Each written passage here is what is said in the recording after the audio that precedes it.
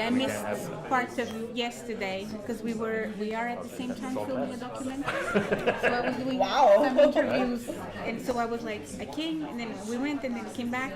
Yeah, I think I saw you. Yeah. Now I'm here for the morning, so yeah, it's a bit. And what's the documentary about? It's about Eurovision. Excuse me, just a minute. Já tens este livro teu? Já.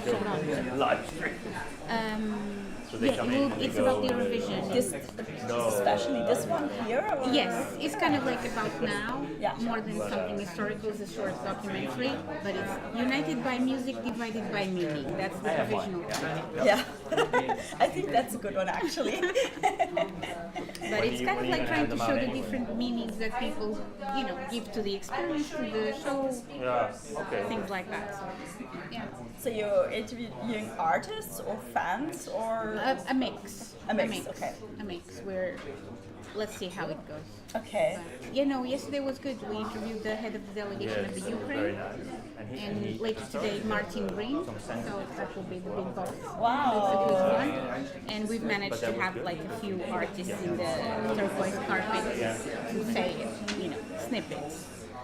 But there's still 3 more days to go kind of filming. So it's just a little bit intense. So it's a busy week for you, intense week. Yeah. So, but thank you so much for joining us. Yeah, well, thank you for asking me or for inviting me. So these things happen. No we call it Vorführeffekt in German. Okay. I don't know the English term for it, but it's exactly a word for that. What's happening right now? So you teach? Yeah, I'm working at the Department of Popular Music. So I'm a pop musicologist. But I have a background in film and media studies. Yeah. Okay. We're live again. Hey!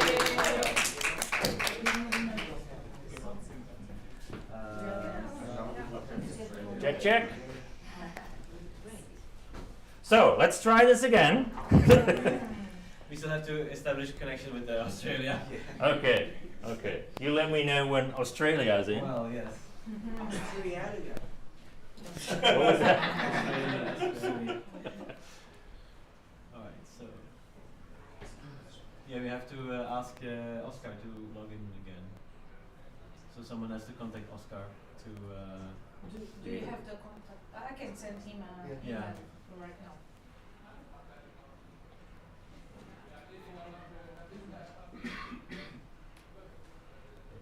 Or we can go back to starting shortly. Oscar. Oh, there he is. Okay. Oscar. Eintreten lassen. There you go.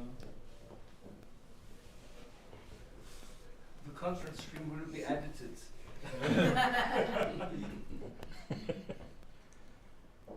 Oscar, are you there? Yes. Yay! Hello. Hey! Good afternoon, Australia. Good afternoon. I think your computer had a big after party yesterday.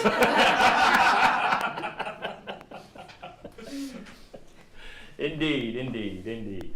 All right, let's get started. But did you get the part where I talked about Irvin's story and how he initially got some criticism about doing research on Eurovision? No, it's about when the computer died, probably. Okay. Well, I'm not going to retell the complete story. It's okay. Read Irvin's dissertation there, or our publication actually that we recently did about public value, because it's actually what I want to start with. The other roundtables today, they will also talk about public value of Eurovision, right? 70 years of public value, 70 years of Eurovision, right? And we'll talk about whether there's still something called United by Music in the third roundtable. But what we're going to talk about now is actually doing research on the public value of Eurovision and actually the public value of that research itself. So I talked about Irvin's research, but I'm going to introduce my guests by starting to talk about the research that they did. So let's start with Magdalena Firmkrantz. Good to see you. How are you doing? Great, thank you. Yes. And then let's start, because I'll give you this microphone. There we go. Maybe it's first nice as a round of introduction for the people who actually didn't check our website or read your short summary of your CV, right? What has the research been on that you've been doing on Eurovision? And in a brief answer to that, did you experience the same criticism that Irvin had? Yeah, so I'm Magdalena Fürnkans. I'm working at the Department of Popular Music here at this university, and I have a background in film and media studies, and I think this leads me to the topic of Eurovision.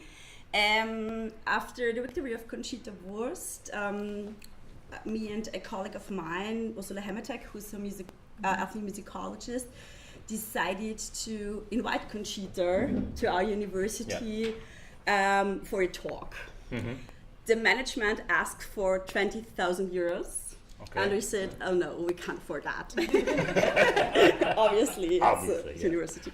So, but then we decided to organize a little conference on the topic of sexual identities and nationalities on the Eurovision stage with invited papers. So it was a one-day conference only, happening on the 8th March March the 8th in 2016. So a symbolic date as well.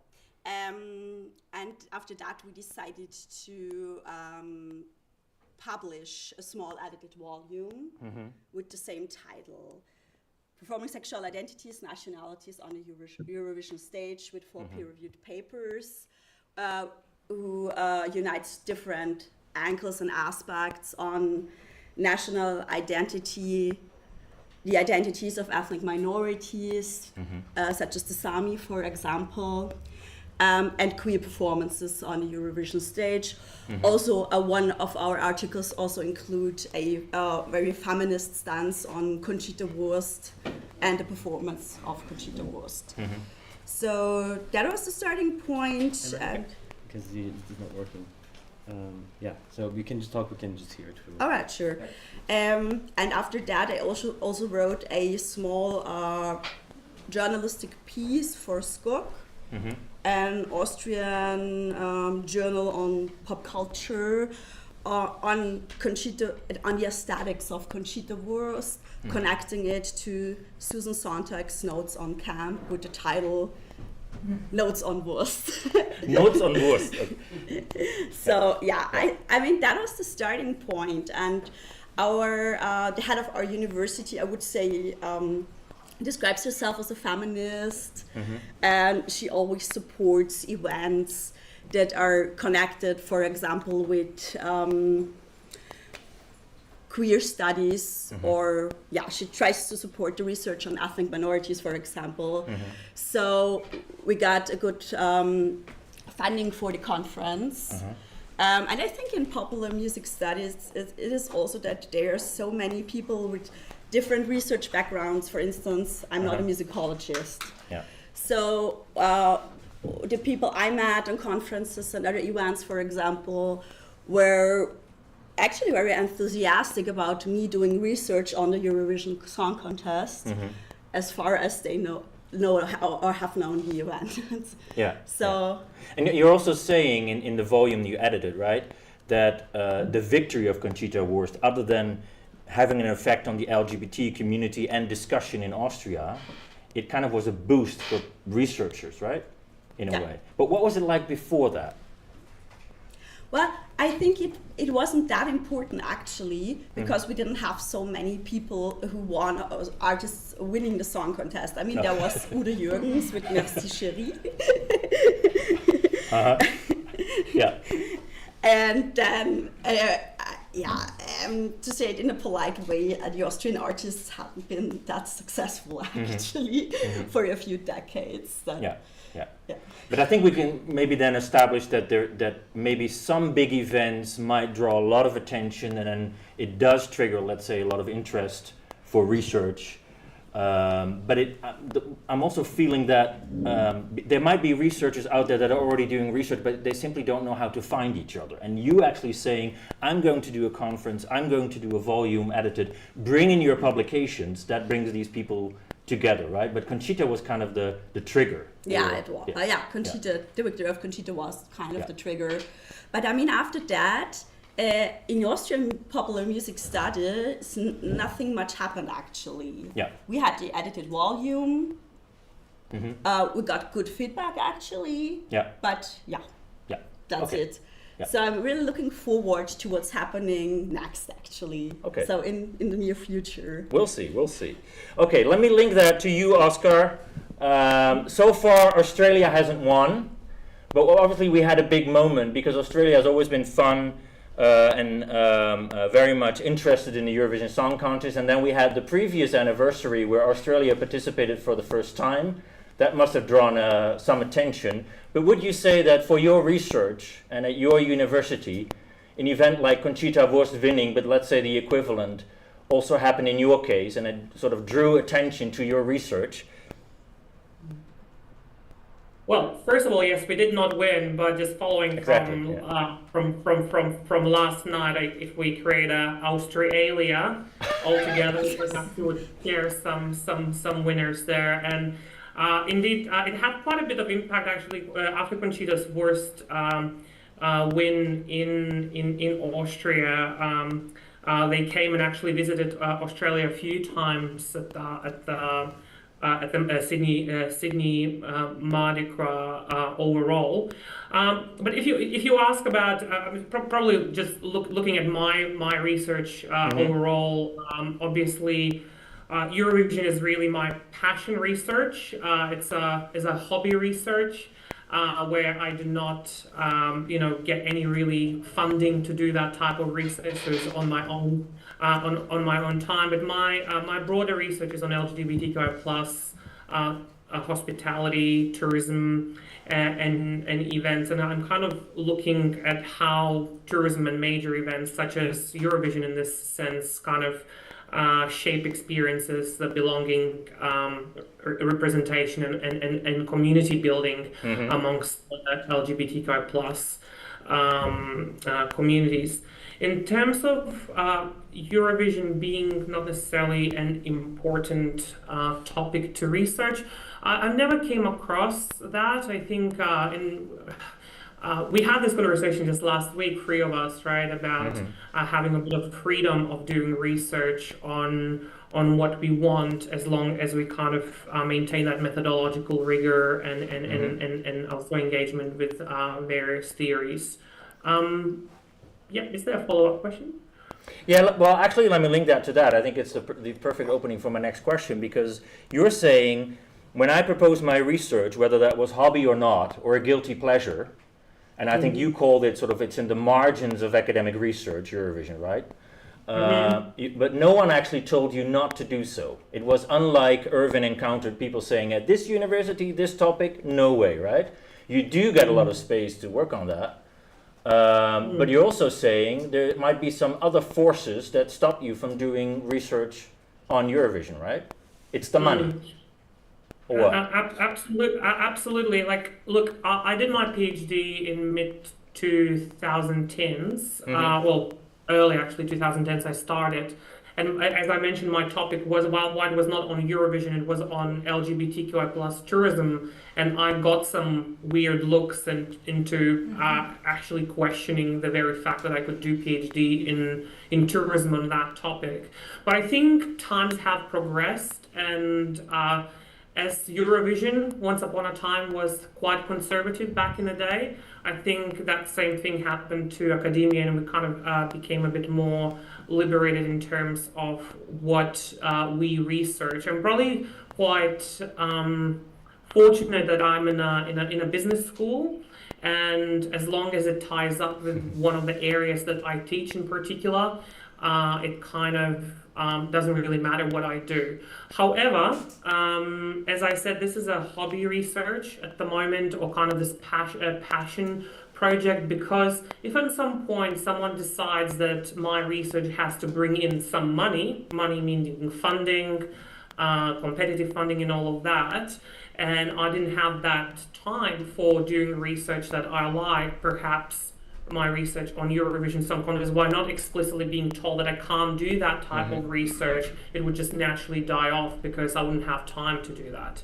Yeah, there you go. Okay.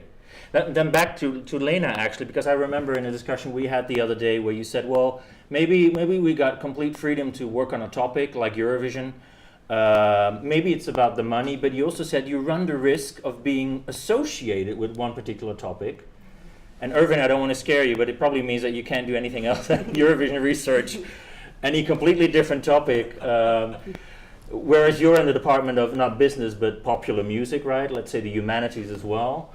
But what did you mean with that comment, actually? So you're being stuck with one particular topic, and there's a risk to that as well. Yeah, but I think it's a disadvantage of modern neoliberal academia and the university system. Yeah. So you can't concentrate on one topic anymore, in my opinion. Yeah, yeah. So me, for example, I'm doing jazz research, performativity, queer music scenes located in and around Vienna. You know what I mean? I'm also digging into the archives of Austropop, for example. On that, I sometimes get some negative feedback, especially from people who are music historians, musicologists who are researching the history of music. Would you have an example of that feedback, that negative feedback? I guess it's the kind of music that's not classical music, doesn't have that much importance or significance for Austria as the most important country for classical music, for instance. So, yeah. Yeah. So, do you think that the people that are saying that are now kind of satisfied that at least the theme song this year is filled with orchestra and classical music? Or will they still say, no, Eurovision is Eurovision, it doesn't have anything to do with classical music then? I think it's a good example of the distinction when it comes to Eurovision. Yeah. So because it's happening here in Vienna, there's classical music in the theme song. It has to be, because we're in Vienna. So that might show that it's not the event that all of my university or the music historians would do research on. But of course we're in Vienna, so there has to be classical music in it. Yeah. Okay. Okay, so this is actually, we've been talking now about, let's say, encountering criticism, being able actually to do your research. I do want to go back, Oscar, actually to you and your comment about it being a hobby. And similar to what Magdalena said in the past, it's sort of in the margins of academia, right? What would it take actually to let people not do research on Eurovision as a guilty pleasure and in the margins of their research, right? Really a seriously established field in academia. What would it take, you think? Oh, it's a very good and very difficult question. I mean, there's so much research done on Eurovision, so I wouldn't say that it's absolutely in the margins, but as someone who is within events management space as well, and I do teach event operations management to my student, I absolutely see value in researching Eurovision as a phenomenon. For example, at things such as volunteer management, right? So I'm sure most of the people in the class in the audience there today attended the our book launch yesterday. We just released our book on Eurovision impacts on leisure tourism in events, and we did have some chapters there on volunteer tourism, for example, the impacts on destination management, and so on and so forth. So I guess for it to be brought to the next level and using Eurovision as a context, probably some sort of more funding would be probably required from whether EBU itself, if they want to find out about the impacts it has on host nations and all of that, perhaps by host cities themselves, and so on and so forth. I don't see the reason why Eurovision cannot become kind of a context case study for other studies, the same way, for example, Commonwealth Games or Olympic Games are, because it has all of these elements of event management, and even more so because it has involvement of such a broad audiences as well. It's international. There's also obviously the media studies involved, the music studies. It's so multifaceted that I think it's probably more funding interest in it. And perhaps also our way of showing how, because with our research, in particular in Australia, we have to demonstrate the public value, something that we are talking about as well, and perhaps translating those research findings in a much better way. The reason why it's a hobby research, and the reason why we can't run larger studies, is purely because we are just doing it by ourselves. Like, I've never received any of the funding for the research that I do in terms of Eurovision, and obviously I do other kinds of studies, yes, LGBTQI plus studies, but something completely unrelated. I also do Antarctic tourism, right? Having gone to Antarctica multiple times as well, and that attracts a lot of funding because there's public interest in all of that. I don't know, perhaps we need Eurovision in Antarctica, and then we'll get some more money. We'll see. They would first have to become a member of the EBU, right? So let's see. Just thinking about a bunch of penguins now actually joining. Okay. But let me link that to an example I have for you, Oscar, because in a way I think what we're saying is maybe there's public value for the university and research that is done there if the public and the bigger audience, and let's say the non-academic audience, can see the value of it, right? This is not necessarily my opinion, but this is how it goes. People might say, I'm a taxpayer and I want to see where the money goes and how the money flows. And I want to give you an example, Oscar, something that really happened to me a couple of years ago when the Netherlands won, and it was between Maastricht and Rotterdam, and both cities actually handed in a bid book to convince the EBU that they would be had to be the host city, right? I got a phone call from someone who was preparing the bid book, and he said, I need your help a little bit because I need you to tell me, how does the Eurovision fan group that comes to the city, how do they organize themselves? And in particularly, and don't get me wrong, I'm a straight person, how does the LGBT community in terms of tourism organize themselves? And my first response was, they do very well. Thank you kindly. Obviously. But it was kind of a cute question because I thought he was just looking for ways of seeing what do they need. And then I said, well, just make sure that at the after parties, you do play Eurovision music. We've seen it in the past that people walk away as fans if there is no Eurovision music at the after parties. But that was actually my only recommendation. And Oscar, I wish we would have known each other back then, because otherwise I would probably have referred him to you. And considering the amount of money that goes in a bid book, I could have easily seen that you, giving a couple of advices based on your research, you would have made a lot of money there.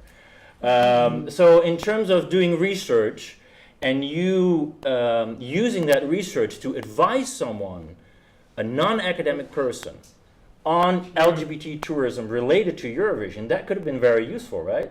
But let me just ask you the question then, what would you have told this guy? Just before I go ahead and answer your question, I also think something that came into my mind as you were talking about it, also about the public value of Eurovision and the reason why perhaps there's not as much interest in this type of research. I think because a lot of people kind of have blinkers on, and they see Eurovision as this, some people don't even know that there's two semifinals before the final. They just see it as this one static event that happens without actually thinking how much actually comes into it. And one of those examples is something that you raised, this one very small, I would say, detail. Oh, I probably shouldn't be saying small, the Queens will be angry at me. But I mean, this is one of those topics, that you would really want to research and understand. So obviously, we know that LGBTQ plus community is enmeshed with the Eurovision community, and it probably wouldn't be able to imagine Eurovision without the queer fan support, right? And as you say, LGBT groups tend to organize themselves through kind of a mix of formal and informal social communities, activist spaces, and so on and so forth. One of the things I would suggest, obviously, there are also well-established fan groups such as OGAE. Obviously, while it's not explicitly LGBTQI+, there's many of the members surely are, and they would have a lot of insight on it. So actually consulting those fans as well and asking them what you want, right? But also thinking about that Eurovision is both very local, right? So where the host city is. So actually working with the nightclubs, wherever spaces, you know, if you have the pre-parties or watch parties, wherever, actually working with those stakeholders there, showing the value of Eurovision is bringing to the city and looking for those for those cooperations. And I mean, it happened previously, you know, like in Malmö, the integrated local queer venues into Eurovision programming quite well. Liverpool had a strong collaboration there as well between the Eurovision organizers and LGBTQI+ kind of cultural institutions there. Even in Tel Aviv, you know, they advertised and promoted themselves as explicitly both, you know, a Eurovision as well as LGBTQI+ friendly tourism destination. So there's lots of kind of those opportunities, I think, for host cities to get involved with the groups. Yeah. One more follow-up question about that, and then I'll actually talk to you, Magdalena, about topics that students cannot do research on. But actually, Jack is back, so you know, Oscar. We were just talking about your book, but actually in the book, I think the last part, the two of you identified that even though there is a lot of research going on, there is sort of a gap in terms of doing research on Eurovision tourism, maybe, right? And that's why you actually decided to have this book, right? And maybe just briefly, what should there be more? And I'm doing this a little bit on purpose, right? Because I told the students in the audience, think about topics for your bachelor thesis or your master's thesis or your PhD, whatever. So actually they might ask you to be their supervisor, who knows? Any topics that you think would fill the gap in the future? Definitely more. We want more. If they're economists, the economic impacts on destinations post Eurovision Song Contest in particular. I know that there are all these figures that come out from EBU or other organizations, but obviously it's not enough. A lot around volunteer tourism, probably, and fandom and tourism. Also in leisure space, how we actually consume the event during that week. For example, people who are not necessarily in a host city, but watching from their own respective countries, how they communicate, how they engage with Eurovision. For example, even in Australia, right? Like, there's quite a bit of research, actually. There's very few of us who do research on Eurovision, but we are very active. There's such a passionate group of people. Like, we had to wake up at 3 o'clock, so 3 o'clock in the morning. So if I fall asleep, I'm sorry. I only woke up some 14 hours ago to start my day. But there's definitely a lot of those intersections of tourism and Eurovision, or event management. Even how do you manage the actual event from the inception to the very end? What are some of the logistical challenges that come in it, right? Stakeholder management and all of that. So there's lots and lots and lots. Okay. Yes. So I sound very businessy. Okay, let's go from business and the social science and then back to the humanities, maybe. Because I know Magdalena or Lena, you've been actually supervising a bunch of bachelor theses, right? And students do come up with topics. Have any students actually already come up to you with a topic about Eurovision? Yeah, one person wrote their bachelor thesis on Conchita Wurst and especially the performance at on the Eurovision stage. So yeah, there was actually one person doing that. Yeah. And I'm now actually asking the devil's advocate question. Is there any topics that you would say people should not write about in academia when it comes to Eurovision? Well, I would say it depends on the research question, their hypothesis, and their theory and methods they're engaging with. So I would say no. If there's a good research question that they are able to answer, our bachelor theses aren't that long actually.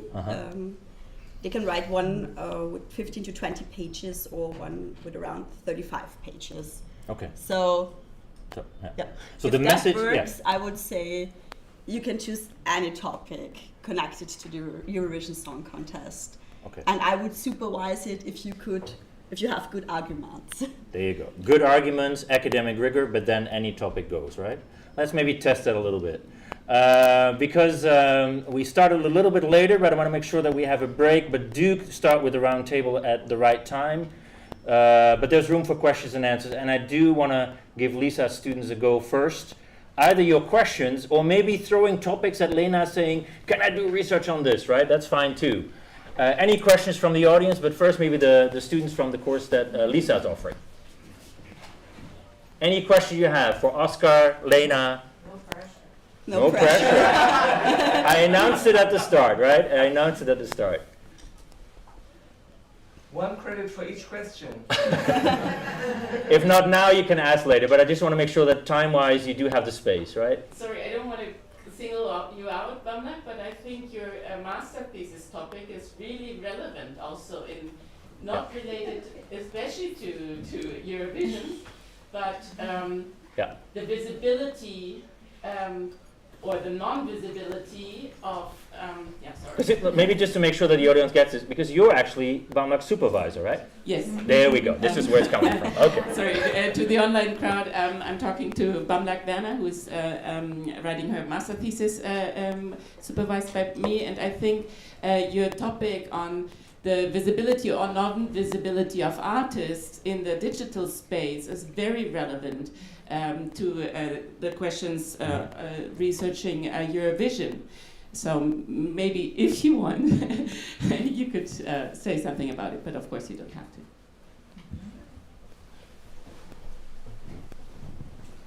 Sure. Absolutely prepared. No, of course.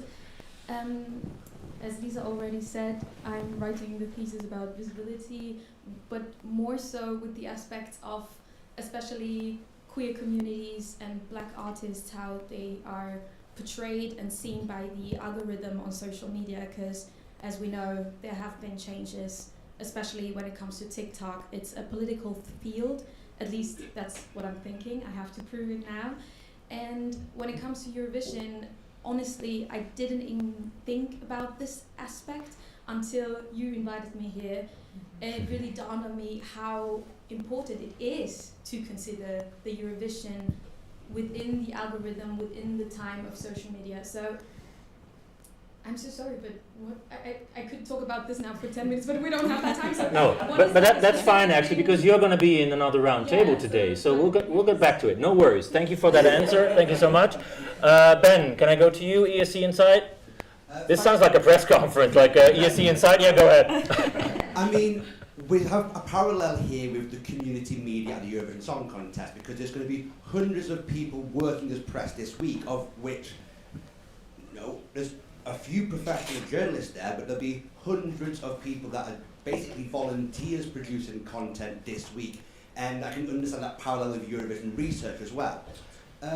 Jack said something in the presentation yesterday about, for better or worse, there's been more of a theme and interest in the last 2 or 3 years in discussing war and politics with this Eurovision overview as this big global event in this place where it's been a big discussion. If you want to make more public value out of song contest research, do we need to go down that angle more to actually reflect more what the current discussions are? Mm-hmm. Yeah, go ahead. Yeah. But I absolutely agree with you. But you mean in the media discourse, or especially in academia? because I'm not sure who really reads those academic publications, to be honest. I mean that we've had a very, thank you, Sophia. We've had a very difficult few years of the Eurovision Song Contest, and if we're attaching research to add public value, then maybe we can be better placed to research to try and find those public value answers that I'm afraid broadcasters, the EBU and the general public have found hard to answer recently. Yeah. Okay. Oh, maybe Oscar wants something to add on that. Oscar, I see you making notes. Do you also have an answer to that? Yeah. Yeah. So I'll try to answer. So we know obviously about the problems, many issues that Eurovision has over the years, whether the most recent scandals, but something to note is that this is something we know because we're in that bubble. Now, in order to do research and suggest that there is public value in it, we have to convince someone who is not necessarily in that bubble and doesn't really understand what the actual issue is. So if you can relate that to the actual problem that the society at large is facing, I absolutely see how you could use Eurovision in addressing that kind of research, at least in Europe. Now, I'm not entirely sure that I would ever be able to receive a competitive national grant from Australian Research Council on Eurovision, even though Australia does participate in Eurovision, but I think we are quite far away from it, and probably I would have really hard time convincing. But if I found an issue that is very pertinent in Australia and somehow found touchstone, right, with touch points with Eurovision, perhaps there is an opportunity there. But also what I thought, what an excellent topic in general, like community radio and the impact in learning of being a community radio, either journalist, amateur journalist, learning all that technology, and just because you are interested in Eurovision. I think there is a topic in itself as well, which also shows how people can upskill themselves through purely being involved with this, with Eurovision. So I hope it kind of answered the question in a way. Yep. Okay, thank you for that answer, Oscar. I'm checking, Carla, if there's questions online, otherwise let me know. No? No, I saw other people raising their hands. Yeah, go ahead, yeah. Yeah. Yeah, so thank you very much. My question is, what can we do to assure that fans or people who are here in Vienna today really know about Eurovision studies? Why I asked that, yesterday when I was distributing my short survey, I asked dozens of fans at the arena and also at the village, oh, by the way, did you know about Eurovision studies? And not a single person of maybe 80 to 100 I asked said yes. So they were genuinely surprised by the fact that there is a survey on Eurovision, and at the arena, like, everybody wanted to have this QR code. So by the way, if you didn't get 800 of them, maybe still 600, I don't know. So whatever. And in the village, people were more skeptical. But I'm not talking about this. What I did not expect is that literally nobody knows that there is some kind of research. So how can we change that? Because I have no idea. Yeah. Any thoughts? Oscar, Lena, if you want, Lena? Yeah, well, I'm going to start with a very basic answer, like promote it on social media, for example. That's where the fans are, that's where they connect. Yeah. Oscar?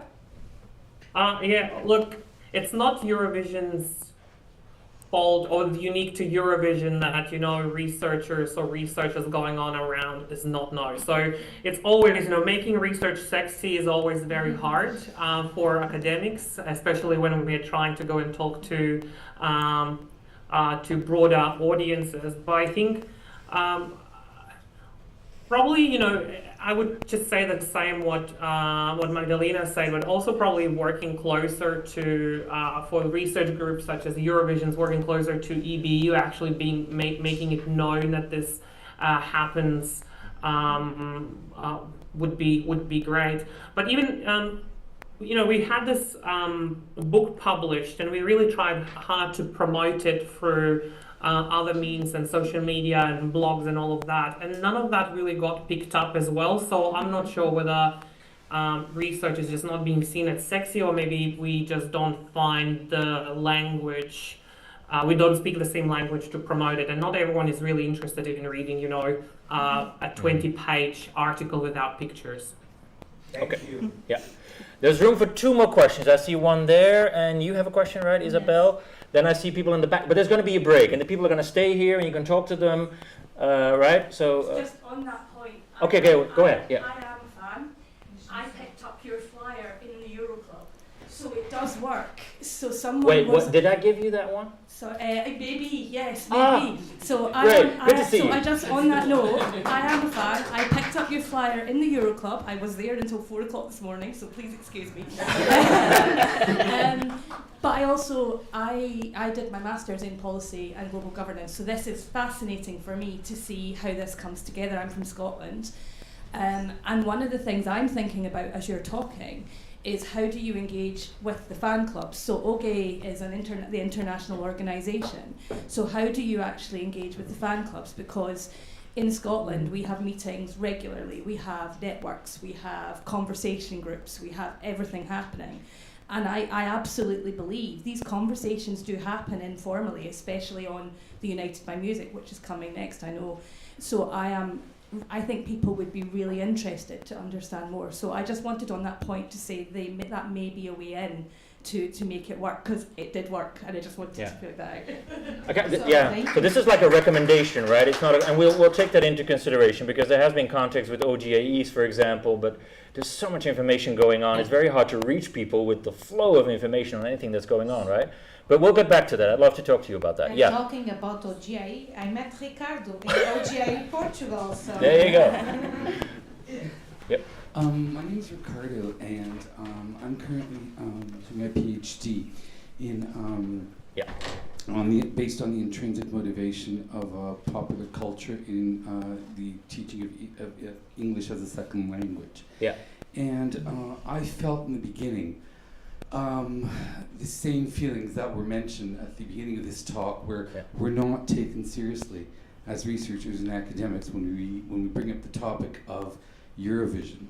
I felt there was nothing that was done explicitly, but I felt like people were giving me the cold shoulder whenever I spoke passionately about Eurovision. And I thought that was a Portugal thing. My co-supervisor, Heiko Muchenbacher, in Norway, told me, no, it's not a Portuguese thing, it's an everywhere thing.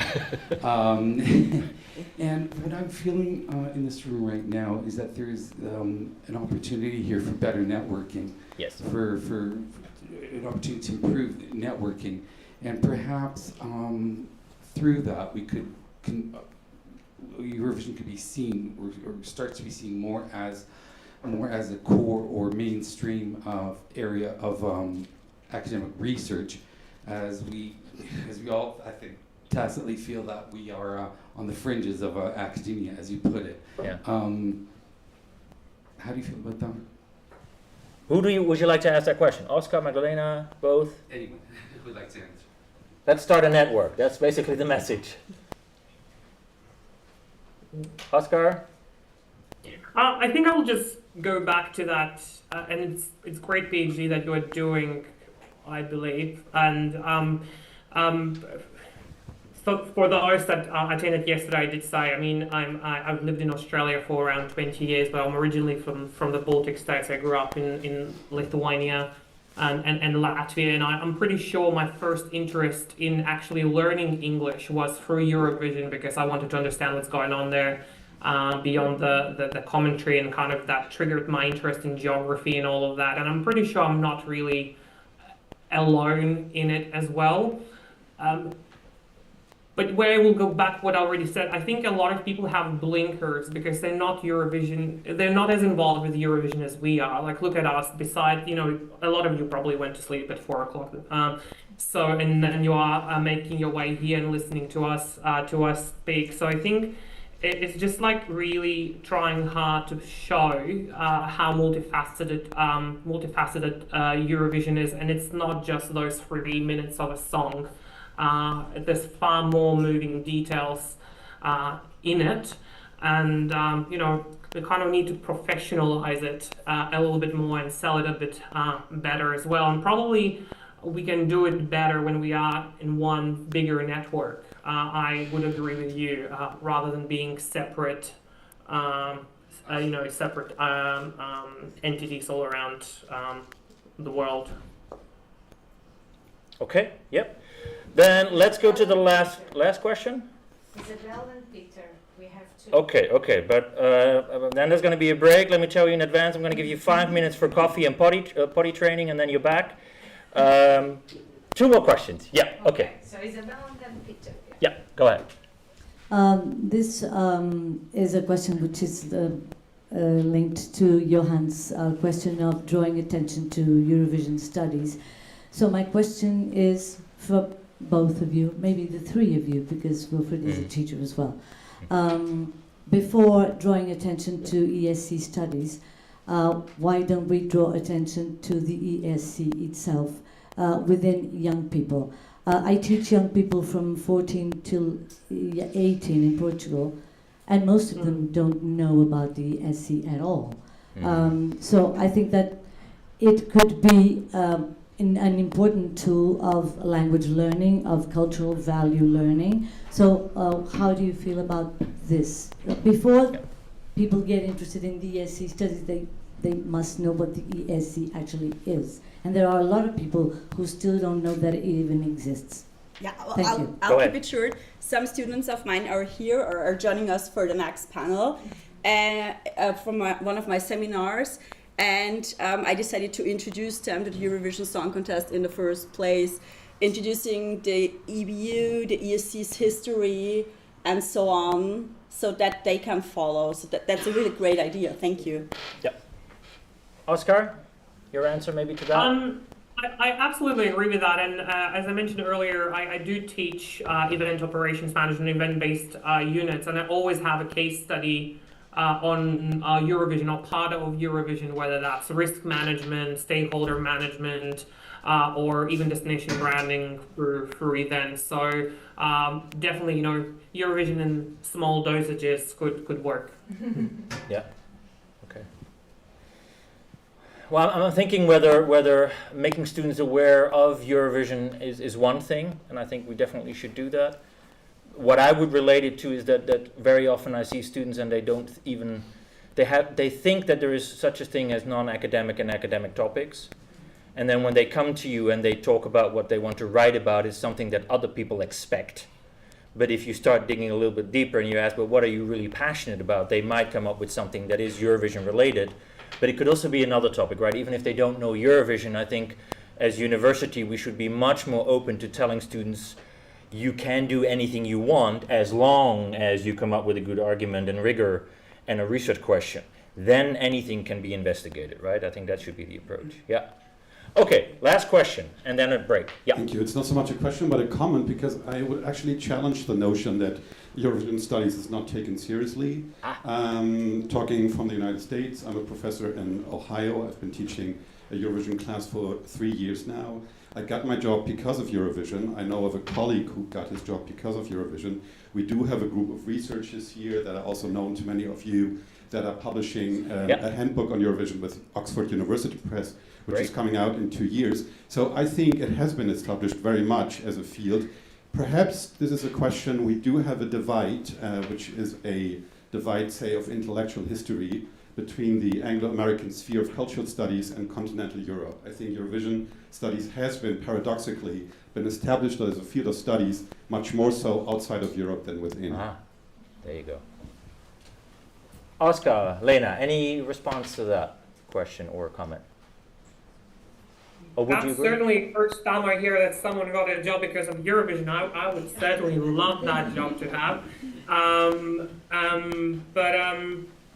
Yeah, I think the other issue is that Eurovision is such a broad, as I said, such a multifaceted event. There's so many topics that go in, right? There's musicology, there's media studies, there's business studies, there's leisure studies, and all of that. And I'm not quite sure how disciplines are arranged in European universities or even American universities, but within Australian structure, right, you're kind of forced into, like, for example, I'm in business services, right? So I'm only in kind of looking at event studies and tourism studies, management studies, and all of that. But perhaps that kind of more multidisciplinary approach to Eurovision could be an answer here. But it's great to hear that in the US you are doing that. Too sad that American Eurovision didn't go that well, though. Yes. Thank you very much. On that note, there is much to talk about. Follow-ups, we'll do that. Thank you so much. Oscar, right from Australia.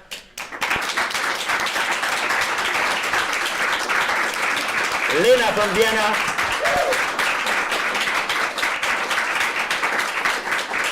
I'm going to cut short the break. It was planned for 15 minutes, but we had a bit of a delay because of losing the connection, right? So it's 5 minutes, and then we're back with the second round table. Okay?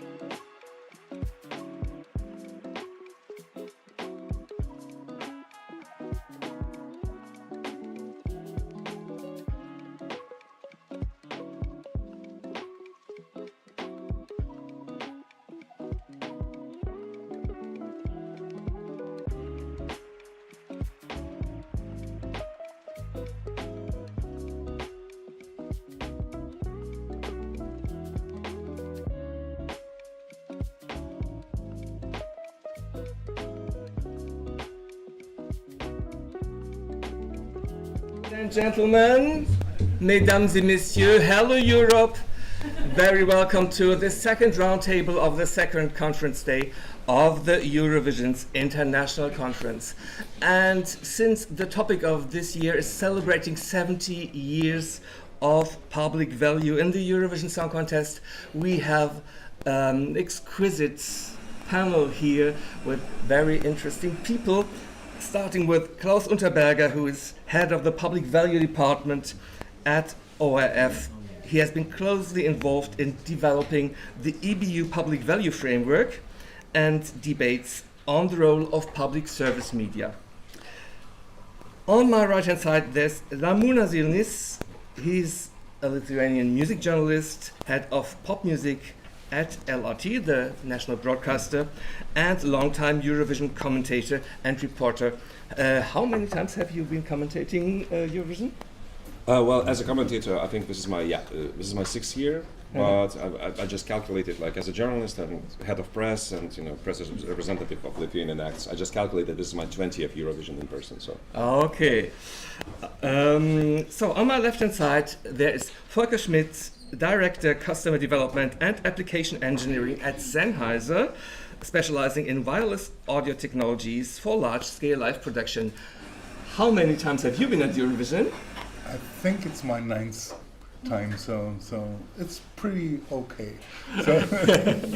Okay, and here on my left-hand side, many of you might know her from television, of course, from the Austrian national final. Bamlak Werner, she's an Austrian singer-songwriter combining diverse cultural and musical influences with her song We Are Not Just One Thing. She participated in this year's Austrian national final. And you're a researcher as well, as we heard a few minutes before. Thank you very much, all of you, for being here. Thank you.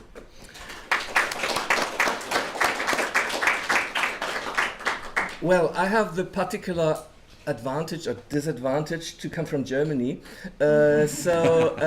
Talking about the public value of the Eurovision Song Contest is more or less reduced in the commentary section to the question, why do we have to pay our fee every year or every 3 months for such a rubbish? What is this money used for?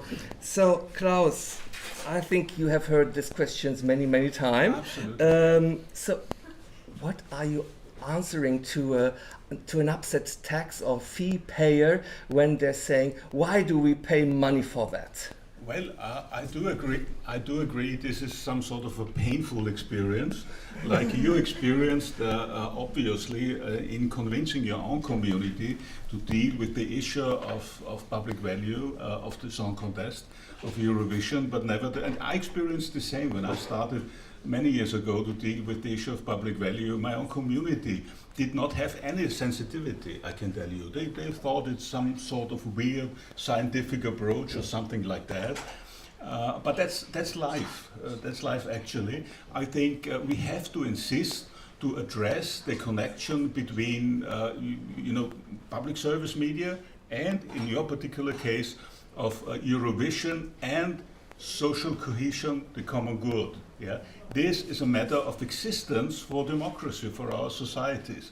So what I'm doing in convincing people is, first of all, to let them think about what is the benefit for you. Yeah?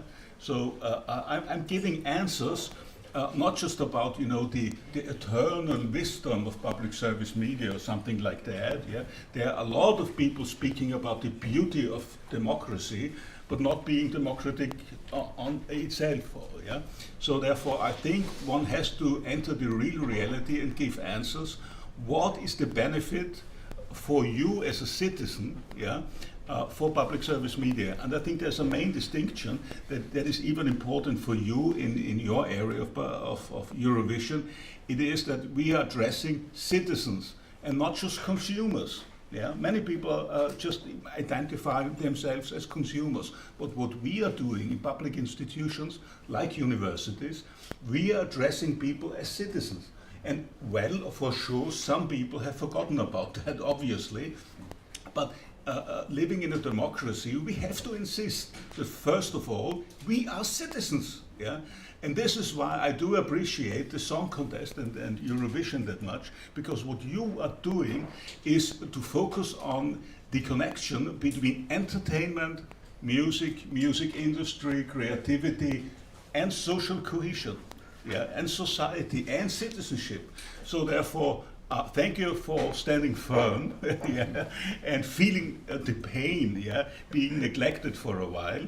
But I think we are doing a very important work, especially in times where social cohesion is not number one, yeah, being addressed. We all know in digital transformation, it's about the dominance of business, yeah, and not about citizenship. But I think if we want democracy to survive, we simply have to insist. So that's a strong belief, but we have to clever as well to find ways to convince people. So whenever you've been talking about why, your research is not mentioned, yeah, I do agree. I do have an answer, by the way. Media should do that. Public service media should do that, yeah? Maybe even the hosts of the Song Contest should address it. Obviously, there's not space enough for a lecture, yeah, during the show, yeah? But, spending so much time on reporting on the euphoria, yeah, which is connected to Eurovision, one could simply mention it, yeah? So therefore, I do agree, feeling the same pain, but again, the answer is standing firm and addressing the issue. We all are sharing community in that, and I appreciate that your work has been so strong, yeah, that public value now is an issue, yeah, connected to entertainment and so thank you for your work.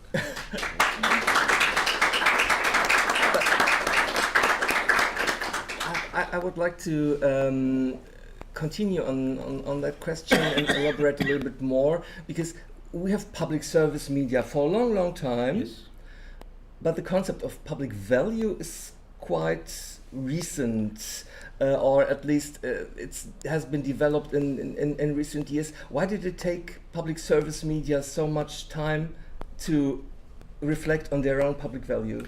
Well, there's a very easy answer. First of all, public value in the true sense was always at the core of public service media, because it is about the common good, it is about social cohesion, it is about supporting citizenship and democracy, and in all single public missions and remits all over the world, wherever public service media exists, it is written down in the legal contract. So we do have a contract with society. Just remember the BBC, when they started, it was like a school for democracy, yeah, to inform, entertain, and educate. So therefore, sometimes we did forget about that, because we thought it's given for granted. When I started to deal with it, I can tell you, people thought of me, and my CEO back then, and I've had a struggle with her, I can tell you, she said, everything we do is public service. And I said, no. It's not, because we're doing a lot of crap, yeah, which is not connected to public service at all, yeah, and we are still doing a lot of things that are not perfectly public value. Yeah, I do agree with many critics. So this is a learning experience, and our understanding, your understanding of the common good, has changed quite a lot. When I started watch television and the Eurovision Song Contest, there was no debate about gender identity. Yeah, now it is, for good reasons. So I think our understanding of public purpose, of social cohesion is changing, and we have to adapt. And by the way, the reason why we have to focus on public value in media as well as at university is simply because there's a lot of commercial business out there, yeah, that we are now at the brink of existence. Don't forget about that, yeah. Even universities, do have troubles to fund themselves, yeah, and public service media as well. Many participants from European countries are at the brink of existence, actually. So therefore, also Eurovision is not given for granted. Yeah, yeah. If the cost-cutting programs are going on in the way as they are, there's nothing given for granted. Some of my distinguished colleagues, especially in the South and East, They are literally at the brink of existence. So don't think that Eurovision is happening in 20 years just because you want it or we want it. Yeah? If the segment of public service media is suffocated, Eurovision will not exist. Yeah, maybe you can go to Google or to Meta. Yeah, maybe they will pay for some business cases. Yeah, but the song contest and Eurovision in its current form will not exist because there's nobody here that actually will fund it. And just a last glimpse of reality. You might have heard some politicians welcoming you here in this wonderful city, and I do agree. I'm living happily in Vienna. And they say that they appreciate Eurovision, but at the same time, they are forcing Austrian Broadcasting Corporation on a cost-cutting program of 70 million euros. We don't know what to do about it. Literally, we don't know about to do that. Yeah. So therefore, this is a suffocating moment for the whole community of public service media. So I'm hoping that you, as researchers, do not just praise the diversity of the Eurovision, but you keep in mind there's also one point of analysis which is very important: how to fund institutions like universities and public service media who focus on public purpose and social cohesion. It's not just about business, it's not just about revenues, it's not just about consumers, it's about citizenship. We have to support and also fund appropriately. Mm-hmm.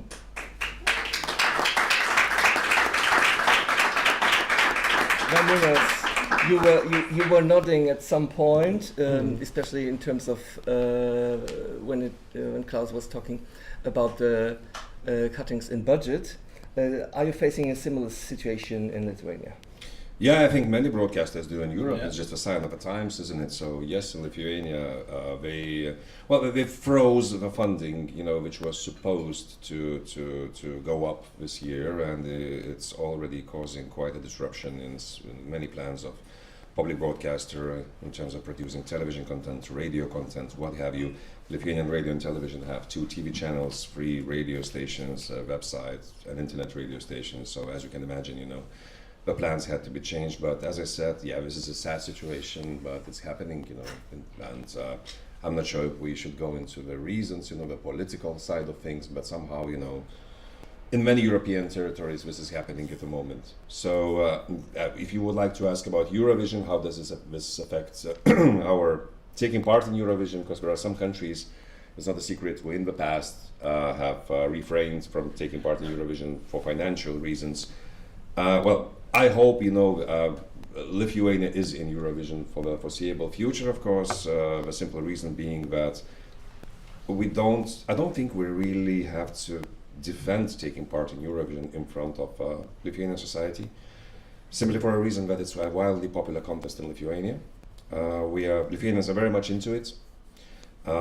We see it as our window into the world. We are a small country, we don't really have big international music stars who could represent our country in other music forums. So Eurovision is the one, and also there's a reason that Latvians have won it, Estonians have won it, and we haven't. So until we win it, we're very much into it. I mean, the moment we win it, I guess we will just go back. But nowadays it's always oh, Lithuania, the final. By the way, we went to a final yesterday. I hope you all watched it.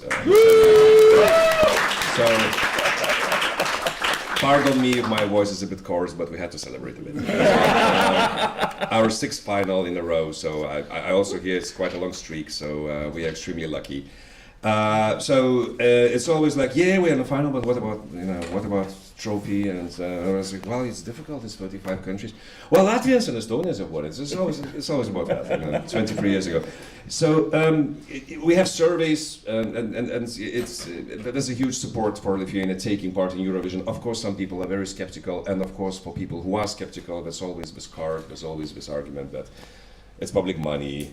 And and of course, taking part in Eurovision costs money, and maybe we should spend it some other way. But it's not overwhelming. Whenever Eurovision season comes, Lithuania is mad about basketball. We are very bad at football, but we are great at basketball, or at least we think so. So basketball is kind of holy. I mean, because we used to win Olympics with medals and stuff. And just to say that if Lithuania takes part in Eurovision final, which we will on Saturday, the ratings are kind of higher than the most important basketball game. So that says something. I mean, every promoter in Lithuania who does concerts knows that if it's a Eurovision semi-final where Lithuania is taking part, you are not staging a concert in Lithuanian capital. You are not doing anything. You're just doing a Eurovision viewing party in your bar, in your venue, anywhere, because it doesn't make sense to try anything that you would try to sell tickets to. Because everybody will be watching Eurovision either at home or in some in some public space. So it will be a cozy experience. Or not cozy, but like big yards in Lithuania where like 2,000 people watch Eurovision together. I mean, like, yeah, I mean, there's a big venue, outdoor venue, and so all the coolest clubs, and if you're like indie rock club or jazz club or like what have you, I mean, like Eurovision is kind of the most important thing on that night. Nobody does anything else. So yeah, sorry, I just kind of digress. But in terms of like defending the decision to take part in Eurovision, I don't think we have this question really. What we have a question about is we also did a survey where sometimes people are going, well, some countries choose their artists internally and some countries do public selection. So of course we have public selection, and we did a survey where we asked like, would you mind if we basically we asked, would you mind if we chose the artist internally? If the artist was a very well-known artist, blah, blah, blah, I think like 75% people said no.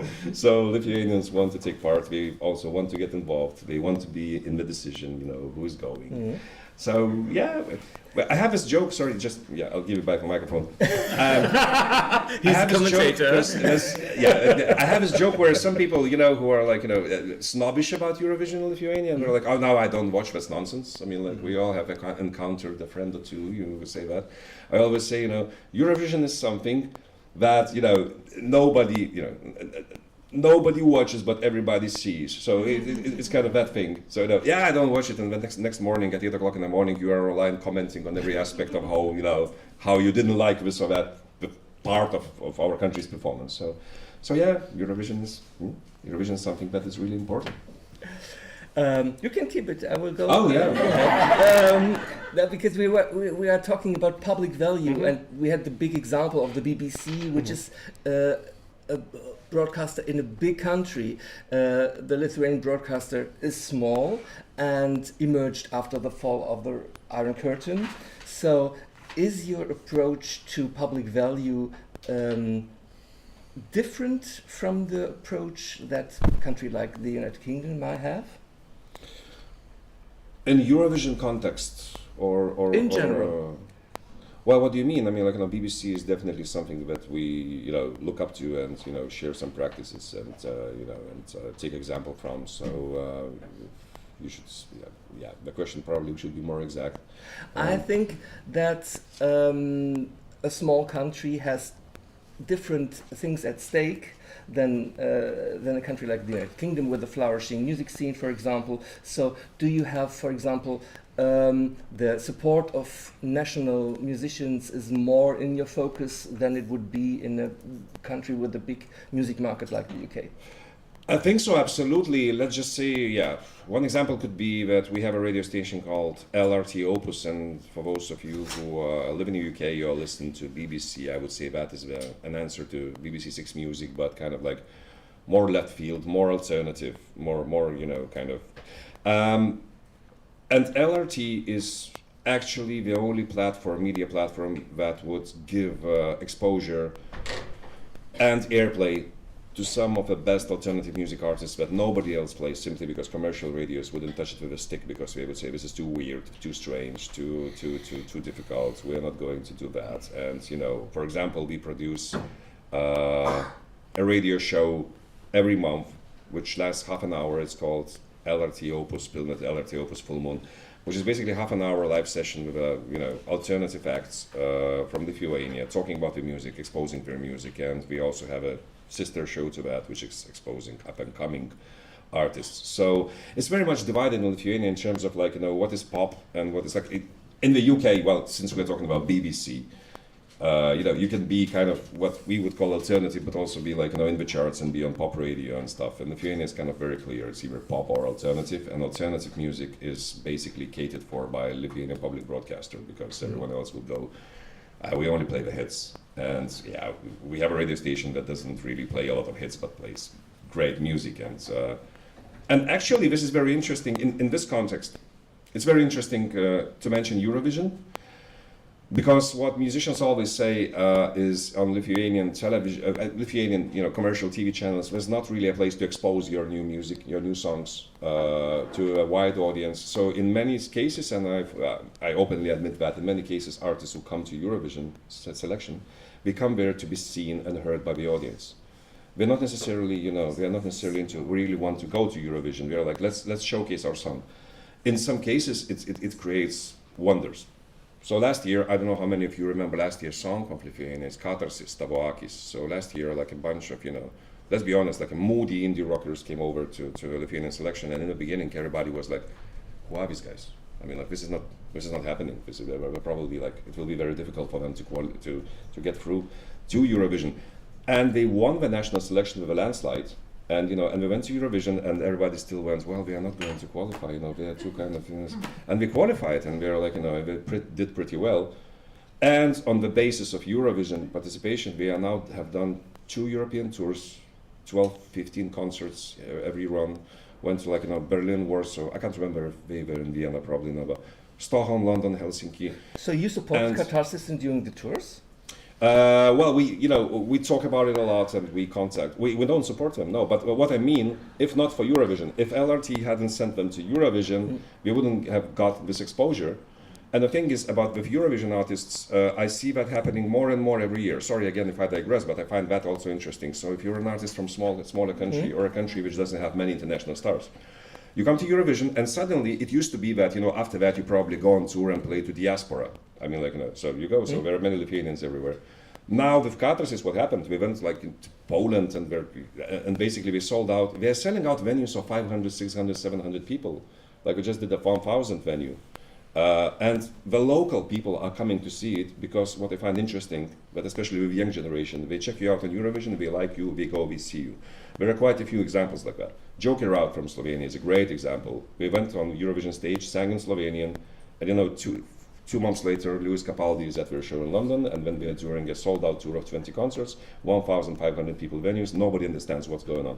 Now, what's going on is basically that during those 3 minutes, if you sing and people like you, they are interested. They are coming to see you, and we have like a first-hand example. Nobody believed that a band singing in Lithuanian moody songs about being very sad and love has ended, and their songs are called Don't Let Me. It's very sad music, and they're singing in Lithuanian, and they're selling out halls, and I was at the festival in the Netherlands, and there were literally 100 screaming Dutch ladies, girls, just going crazy about this Lithuanian band and singing every word, and 3 of those, they said they went and started learning Lithuanian in a Lithuanian course because they loved one song in Eurovision that happened.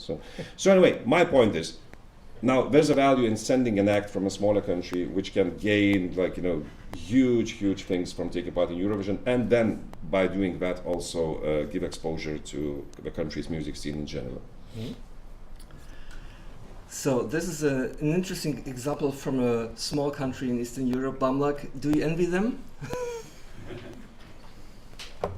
It's very complex, honestly, listening to all of that, because as a participant from the pre-selection in Austria, it was very interesting for me to see how, because I got in 3rd, but from the public audience, from the voting, I got in 2nd. So the jury rated me as 3rd place altogether. I got 3rd, but it was only 4 points from the jury, so I was like, oh, I'm a sucker, I suck at this. And then the public voting announced me, and I'm the 2nd place from the public. So it's very interesting how that resonated with my now career, because then I knew, oh, okay, so the jury thinks it's not all that good, but the public in Austria thought it is good. And then how does that translate for an artist? For me personally, it translated in sponsorships, it translated in access to places I would have never gotten to. I know that for a fact. And that leads me to something that has been said earlier by this lovely lady over there, I think, if I reckon correctly. You said before you introduce people to the whole academia of Eurovision, you have to introduce them to Eurovision itself. And I think why not take it even further and say, why not introduce people to music as culture? Because that's something that I'm talking about in my master thesis. that I'm very, very passionate about, but also quite frustrated about, because how does one articulate the importance and the intensity and the complexity that comes with saying culture is something you want, art is something you want, music, creating music, learning about art, learning about how to create your own craftsmanship is something that you want, and telling that to young people. It's very complex. And just to go on and say, oh, we have this academia field, there is so much hidden structures of gatekeeping, of people. There's an example that I've been going into with my thesis right now to give a more detailed perspective. Let's say if you have a migration background and you come here and you build yourself something. Let's say you work a 40-hour shift, which most people do when they start here. And then, so that's very specific because I talked to people, I interview people for my work. So she's a mother, this example, right? She has 4 kids. And I asked her, well, I mean, for relaxation, you could turn on some music, right? Wouldn't you like that? And she honestly looked at me and she said, you know what I would like after a long day? Silence. I want silence. Sure, okay, I didn't even consider that. So how do I tell her, but there is a form of consuming it in a silent way, like you could read about music. There's so many ways. And it got her thinking, but it also got me thinking. That's why I'm doing my research. Some things to us in the academia field, we have all these blind spots within our bubble. I think that was also something that was mentioned earlier. We have so many blind spots when it comes to our community because we assume things and we get comfortable in our position, in our perspectives. And I think it's the most important thing here is to switch perspective, to talk to people who are not within this field and switch position maybe. And yeah.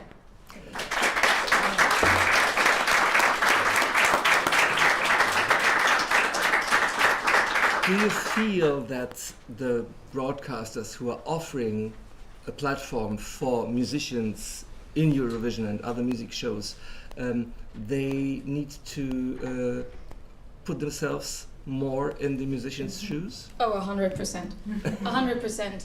I think that's where it first started, the whole way to go on stage with and cooperating with ORF and towards the show. It's been, the whole way has been very, very intense, like all the coordinating of how do you perform, what do you perform, how is the costume, what is the costume, etc. You have to have a very good team in order to get there, because at the end it was 12 people and I think it was around 400 songs that participated. And in the show, I can't remember her name sadly, but in the jury there was one woman, she said, it's so sad. I mean, on the one hand she said, it's so beautiful to see all these lovely artists and all this incredible music coming out of Austria, and we only see 12 acts. There must be so much more.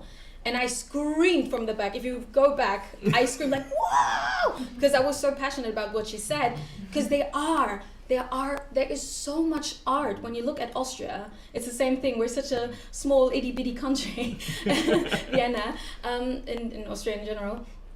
But we have so much to offer and so much more beyond classical music and beyond Austropop and all this stuff. Not saying that that is not good. It's incredible and it's beautiful and it has all, you know, it's beautiful that it's there, but there's so many nuances, so many colors when it comes to Austria. And I just wished, also connecting to Eurovision right now we have all this attention. And as an example, the radio stations, yeah, they do play a few songs from the past Eurovision shows and participants. But however, you could really use this time to show our artists. And that was something that always irritated me quite a bit. I don't know how other countries did do it, but right now with Austria being the host, I find it quite fascinating and yet a bit irritating that you don't have a proper program where you showcase to the world, or to Europe at least, hey, we might be small, but we have all these cool artists, check it out. And here is this, and we have a stage over there, that's the independent artist stage of Austria, because look at that. I could come up with like 10 examples how to broadcast this within seconds, just because I'm passionate about it. So I don't know, that's also a question maybe. Is there not enough passion maybe for the independent artists bubble here in Austria? However, it is missing, that's all I know, so. Mm-hmm.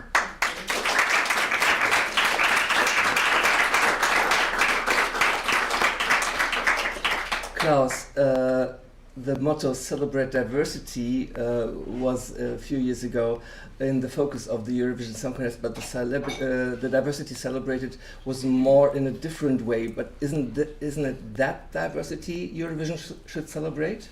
Well, I absolutely agree, and I agree we can do better. Yeah, as Austrian Broadcasting Corporation, that's a given. Yeah. And I have no real answer why we don't do better. I know one example for you, and I'm 45 years now working for Austrian Broadcasting Corporation, and it's been never so hard than today to install a new program, because whenever you go up front and say, I've got a good idea, your boss would say, well, we don't have the money for doing that. Yeah, that's not an excuse. I hate personally that argument, because I know that there are some countries having less money than we have and doing wonderful things. Yeah, so therefore that should not be an excuse. But that's the reality in my company. Yeah. Besides that, I think that knowing the program of Austrian Broadcasting Corporation quite well, there's no media being that diverse than our programming. Yeah, maybe you don't see it in many ways. Yeah, you don't watch it, but I think I'm pretty much surveying and analyzing our program, and all I can say that public service media, not just in Austria, is taking diversity very, very seriously. Yeah, far more than any other commercial media is doing that, because they are focusing on diversity when they can sell it, when they market it, yeah, when there's a business interest behind that. But once it is not given and not connected to revenue, you're gone. You're completely forgotten. And I can give you many, many examples when we invest into diversity, if it's regional diversity, if it's diversity in many, many ways of cultural. But the fact is that these are very, very diverse and many, many, many aspects, yeah, to fill in. So therefore, that should not be an excuse. Again, I would appreciate if your music and your colleagues might have a bigger stage, yeah, at Austrian Broadcasting Corporation right now. For example, I started in a program called Ohne Maulkorb. Yeah? Nobody will remember nowadays. well, yeah, so some older. Well, we were yeah, and I was working already, so I'm retiring in a few months. Unfortunately, I have to say, yeah.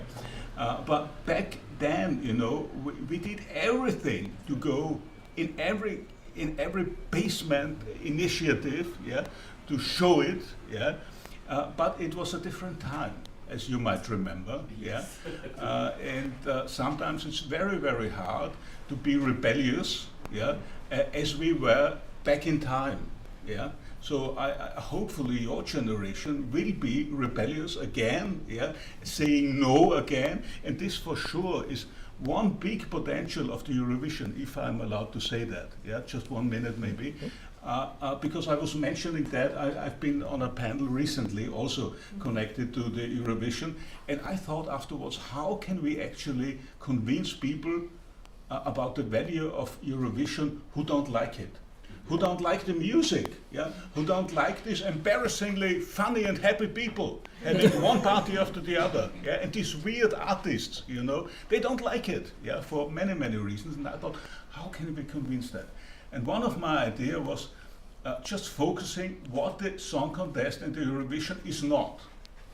And the Eurovision is not nationalistic, for example. That's very important, because our world is full, yeah, of America first, of Russia being back, an imperialistic, aggressive power, yeah, of the Brexiteers, yeah, going wild and strong again, and even in my country.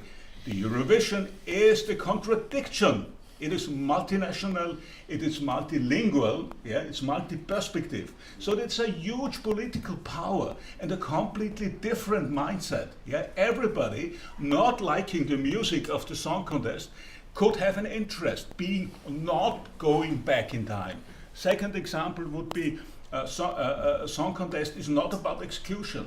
Yeah, and just to get it right, our world today is full of exclusion. Yeah, the narrative of the white man is about exclusion of all the others.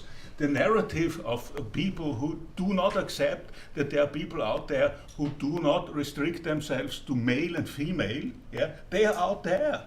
Yeah, and there's another dimension of exclusion, very harsh, which is the social exclusion. Yeah, the gap between the poor and the rich is widening enormously. So our society are at the brink of not just being segmented but destroyed. And you know what? The Eurovision is a contradiction, because it's not about exclusion, it's about inclusive. So it's about the future of our society. So again, and the most important point for me is connected to the digital transformation, is the Eurovision is not a filter bubble. Just consider this. It took 15 to 20 years of huge economic power of the digital giants to implement the filter bubble in our brain. Yeah? To get us connected to their artificial intelligence. Yeah? We connected, not because we like each other, know each other, but we are connected through their artificial intelligence.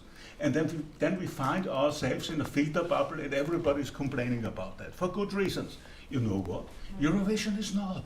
Eurovision is about community building, about going out there. You had a party last night. I was sitting at home, yeah, drinking my beer, yeah, but it was not funny getting out. But Eurovision is a contradiction. Eurovision is saying no to many things we don't like and don't need in society.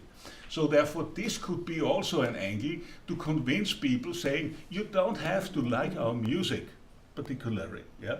But you know, you might enjoy that we are saying no, that our society is actually being destroyed, and we want to create the future. And this is, for me, the societal value of the song contest. So therefore, there are a lot of people who could be convinced by giving them a reason, yeah, to support what we are all in, which is our community. Yeah, which is our society. And I think the younger generation should actually create a new form, yeah, of their own society. So therefore, I'm not desperate. Yeah, even though, you know, I started public value stuff 20 years ago, and I thought, you know, after 2 years, I will be finished. Yeah, what a crap. Yeah, and now I'm retiring, and hopefully Konrad will go on. Yeah, but don't be desperate. Yeah, doing the job. I think it's worthwhile, as I said before. Absolutely.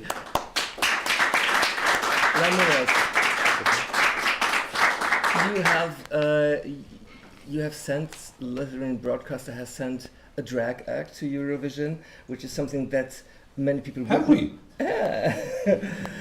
which is something that many people would not have expected, especially from Lithuania. Oh yeah, you're calling Lion Seeker a drag now. I mean, well, he's a famous figure in the drag scene. Yeah, I know. I'm just trolling you. Yeah. Okay. All right. So I'm just thinking in terms of like his current persona is not really like a drag. Obviously. So he's kind of drag, but in fact he appeared in this Lithuanian national finals as a real drag act. You had same-sex kisses on the Eurovision stage. Which is something that might go against the mainstream of the thoughts of the Lithuanian public. Does a public broadcaster has to go against the mainstream to create public value?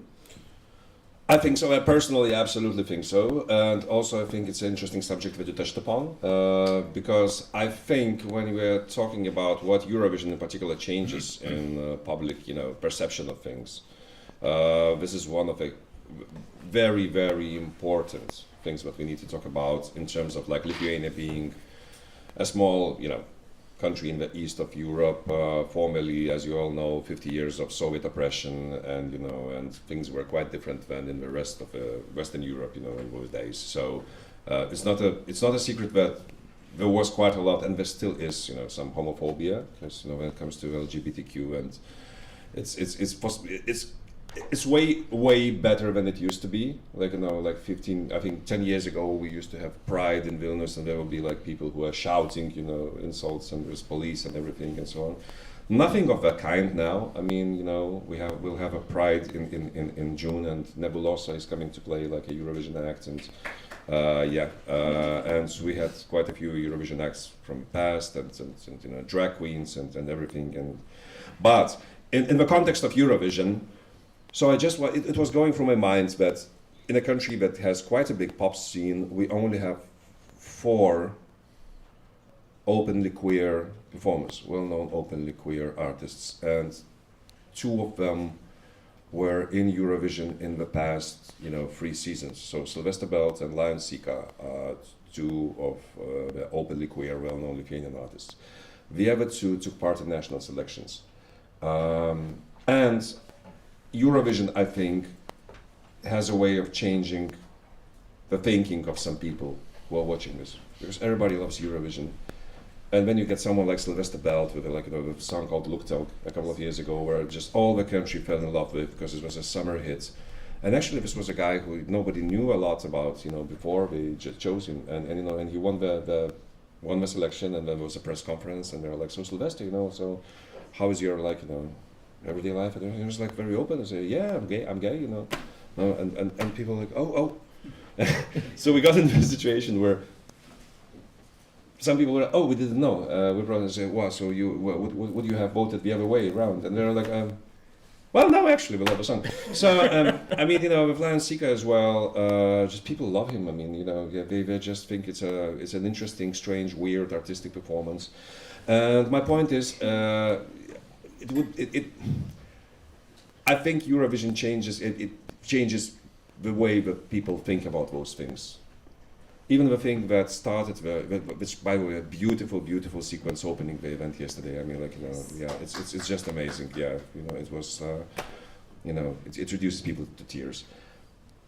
And I do know for a fact there will be a part of the audience, probably in Lithuania and some other small countries as well in Europe, who you know, who will go like, okay, so what is this? You know, why do we have, like, you know, why do we have, like, this kind of opening?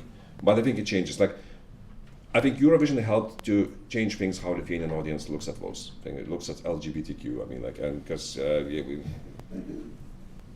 I repeat myself, but I think it is very, very important. Because without Eurovision, I think, you know, that change in the societies, in the way society looks at those things and looks at pop stars and everything, wouldn't have changed. I think it played a key and major role, because even if you have, like, this, you know, backwards, weird thinking about, you know, about you know, queer people, you turn on the television and you know, there's a Lithuanian contestant and he's gay and he's singing, everybody's happy, and he's in the final and the whole country celebrates, and you know, and you go, look, okay, you know, great, yeah. So I hope it changed the minds of quite a few people. Thank you. So we see Eurovision can change societies, or at least try to do so, but a very important aspect of Eurovision that we mostly neglect, and that is also contributing to its public value, is the technical aspect, because throughout its 70 years of existence, it always pushed forward the technical development, and this is why we have Volker Schmidt here from Sennheiser with beautiful Sennheiser microphone. So Volker, what makes Eurovision such a special event in technical terms? First of all, I would like to share with you guys the passion which you feel, right? So it's amazing. What we hear here is, I'm so thrilled. So some people in my organization, in my company, call me Mr. Eurovision. Okay, whatever. It's interesting. And I would like to split this question into 3 parts. Technology-wise, great. Eurovision is always at the forefront of what you can do. When you're looking at the laser show from yesterday, oh my goodness, so it was amazing. Life of Tony, oh my goodness, it was so close to tears. from a technical guy, right? So a male technical guy. So come on, think about that. And I saw this gentleman backstage reviewing his life. And he was sitting there very calm, and I was thinking, how can we help him to make this performance a good one? And that's the driver for us. So new technology helps, no doubt. We are looking for new things. How can we contribute to the society as well? So when I'm looking back, and this was interesting, so 11 years ago, as we did Eurovision here in Vienna at the same location, oh my goodness, we were bringing in equipment like crazy. It was massive. I was rolling our equipment for this year's to shipping department in Germany. 10 minutes later, they called me and said, are you certain that you didn't forget something? And this is the aspect where I'm saying we are helping the environment. Hey, less truck space, less energy, all this stuff. So this is helping the society as well.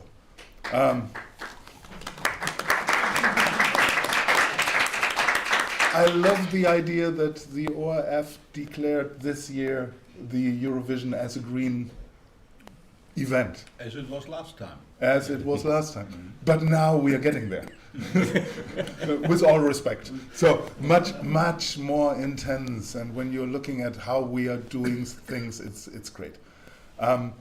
Technology-wise, this is what is driving us. This is helping us and broadcasters and singers, songwriters, talents, artists on stage to perform better. This is one aspect, in my opinion. The second aspect, and this is the reason why I love the Eurovision so much, it's a family event from our side. So we are meeting once a year. You see the same people over and over again, and you meet them and you think, hey, how's family and what are we doing? So this is another aspect. And the third aspect, which is for me in particular very important, we are doing since many years during the Eurovision a charity thing. So this year and in 2.5, 3 hours-ish, we will have kids from the Children's Hospital here in Vienna, from St. Anna Hospital. They are coming to see us.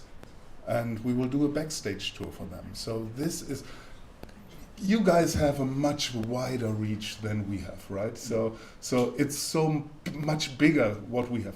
We are trying to do this in our little bubble, and we try to make, this is my personal highlight all the time when I'm seeing in eyes of kids who are struggling.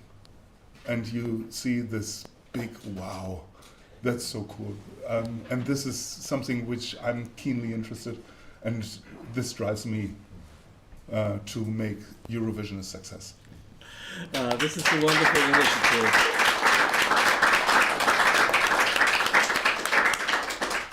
Volker, yeah. But Eurovision has triggered so many technical developments. And Sennheiser has accompanied the show for many years. So is there any particular thing that Eurovision has triggered that has become a standard in the industry? Absolutely, yes.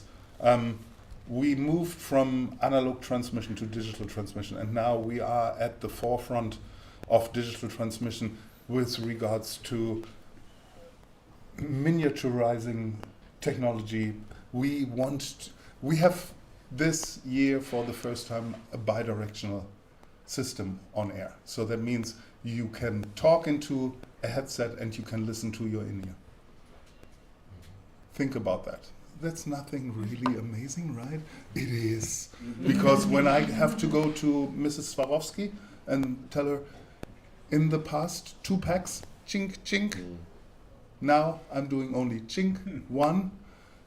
She loves it for that. She loves us for this fact, because nobody is fiddling around, and you know this much better, right? So it's such an intimate situation where people feel, oh no, don't touch me, so I'm stressed anyway.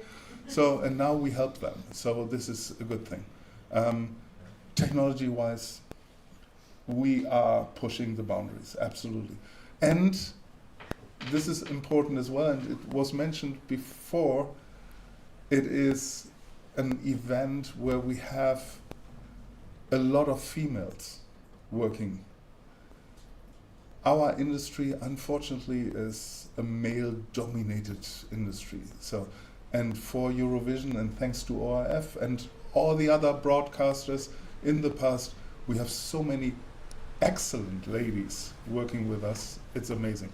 So, technology-wise, yes, and from the aspect of working together with females and males as well. Okay, so we see there are lots of different aspects where we can approach public value in Eurovision, and I'm pretty sure that you all have questions to our panelists. So feel free to ask your questions. I see the lady over there has already risen her hand. Just a second. Okay. The lady over.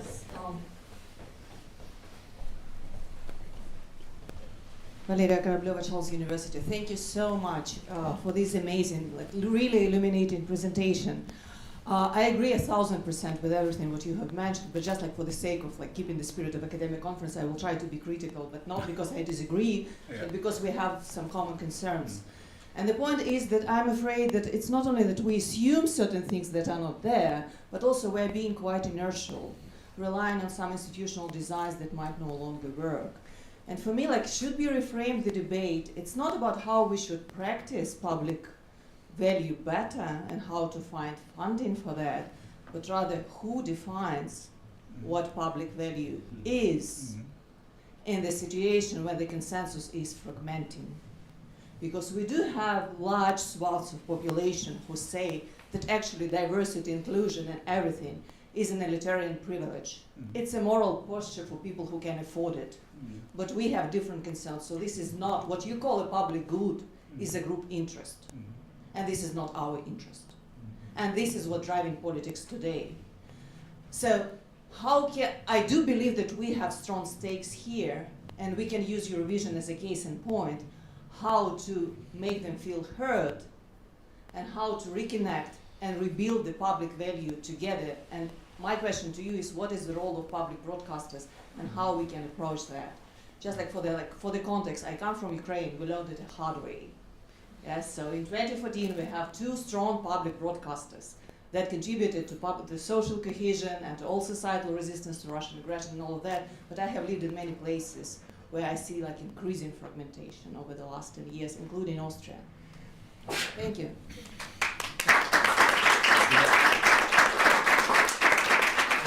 That's definitely a good one, and I have to deal with that because I'm working into quality control, so I have to have definitions in order to get some criteria I can actually measure, when talking about public value. And I could tell you about 2 hours now, which I don't, but I appreciate you touched a point that is very relevant. But in this context, I think it's not my problem to define, but to debate. I do agree that we all have different approaches when it comes to the common good. But democracy is the solution. And democracy means to include all people and all opinions. So therefore, I'm very happy after 15 years of creating and developing and working on public value that we have a public debate about it. And of course, I think my personal definition of public value is far better than the guy who comes from the commercial TV, misusing it. The public value is now a term almost everybody's using, and everybody says, but I have public value as well. And I said, okay, well, that's okay for me. I don't insist on my personal definition. Just show your contribution. So I think we can resolve that kind of issue if we contribute to what we consider as public value. And then, what starts? The debate. But that's democracy, that I do not agree to your opinion. So we have to find a way, hopefully, in a peaceful way, to work it out. Yeah? But I think after a while, where neoliberalism only worked, on individual revenues, where the big companies only work to get all the money at the moment where the rich are taking everything for their own. I think it's a good decision to focus on what we consider to be common good. And yes, we have to find out what it is. Yeah, in times when I started my career, as I said before, there was no LGBT. Yeah, it did not exist. So I had to learn it personally. I had to change myself to perceive another layer of reality, which is common good nowadays. So let's find out and focus and insist that we have to debate the common good, citizenship and democracy. So therefore, this could be the way forward, and not just insisting who exactly would define it. Yeah, I have my definition, and I've been amongst a very small group of people who found the definition of the core values of the European Broadcasting Union. Well, I found the definition in a very small group. But you know what? It's not that important, because in the community of public service media, we have consensus. Yeah, and the English speak about universalism. Yeah, we don't have even a word for that in German language. So therefore, we have to work it out and find ways of exploring and creating public value. That's the way forward. So I'm very practical on that. So another question. Thank you very much. Can I ask the panel about the public value of a national final, a national selection for the Eurovision Song Contest? Austria won Eurovision last year, but that was an internally selected act. There's an argument that sometimes picking internally, you pick acts that would never dare to enter a national selection process.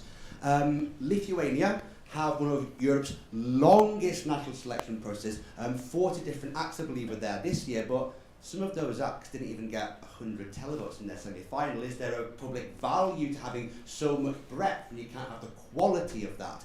But then, if you narrow it down, maybe you don't get enough diversity in there. I speak quite often about seeing how Finland's selection process has been really successful in recent years, but they've really narrowed down. They limit the number of songs they have so they can have a quality stage show, so they can have Eurovision-ready numbers in February, and they're currently famous for the Eurovision Song Contest. But then their national final, because it's so narrow, maybe it's not diverse enough for representation and the public value of that. So, last year it was Sweden that had Kai, despite being from Finland, because it was a space, and they were never asked to be part of Finland's selection process, and they missed their own national diversity. I think the people on the panel here, you've got such different backgrounds, and where should that balance be, that quantity and diversity over a quality and more specialized approach? What is the best public value for the nation and artists? Pamela? That is such a great question. I ask that myself all the time, also while being in the process and preparing for the show. I ask that myself. I think what many people don't know, there is a songwriting camp every year since I think 2017 or 18, broadcasted by Mika, Austro-Mechana and many other, I'd say, foundations of Austria who help and support Austria's musicians and artists. I was part of this songwriting camp.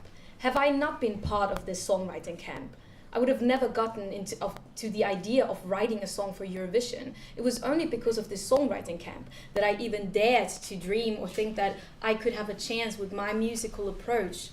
So it starts even before the whole, I need to submit a song and stuff like that. And when I was in this songwriting camp, I talked to all these great artists. It was around 25 artists writing in all these studios. It was incredible, such an incredible atmosphere. And then I thought to myself, oh, what a privileged position, and how strange that there is only a certain type of art. Because I remember I sat in the park, there's a beautiful park at the studio, and I sat down and I looked around and I was like, oh, well, I'll be damned. we're all pretty much the same kind of artists with the same, oh, okay.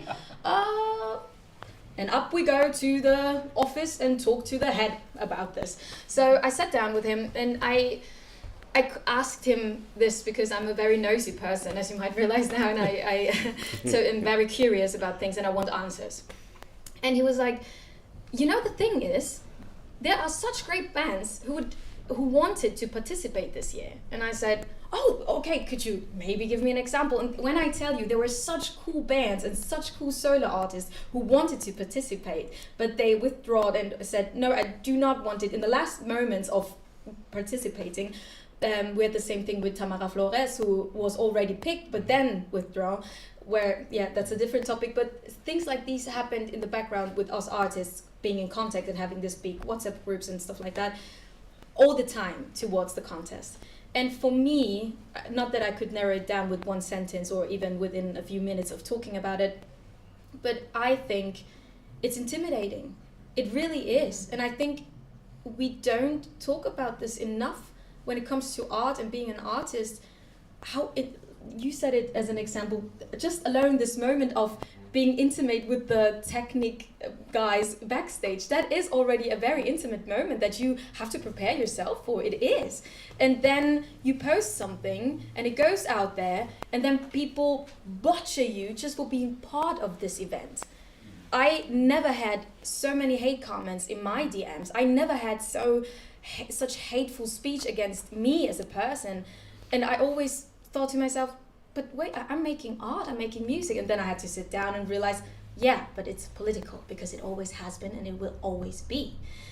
But with that comes the fear and it just narrowing it down right now, it's intimidating, point blank. It is intimidating. And talking to all these artists at the songwriting camp, when we sat down at the last day of the camp, we all admitted to it and also admitted that it's hurtful to admit it. You know what I'm saying?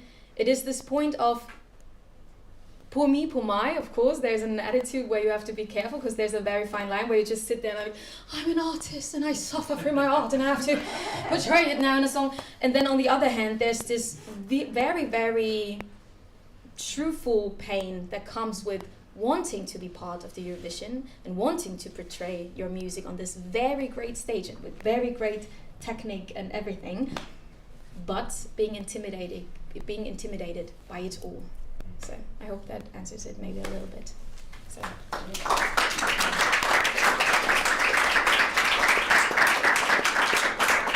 Thank you very much, Bamlak, for this very nice statement. And there would be lots of other questions I know, Ramonas, you would love to say.